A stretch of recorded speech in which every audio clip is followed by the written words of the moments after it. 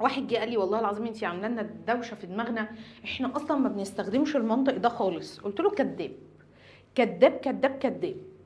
انا سكت لك من الصبح، انا مش عايز ازعلك. طب وريني كده هتزعلني ازاي؟ ما انا مش عايز. ليه يا دكتور؟ قلت له انت كل يوم على فكره بتستخدم المنطق زي ما انت كل يوم بتستخدم الفلسفه يا ابني، احنا في دمك بس انت مش حاسس بينا.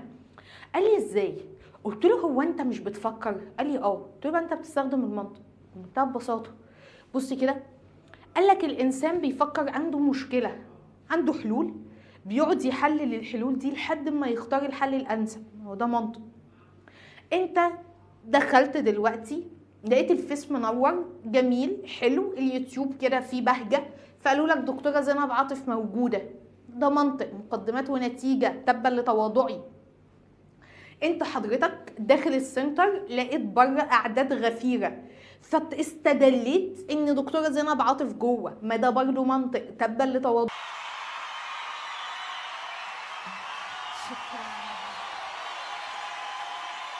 شكرا.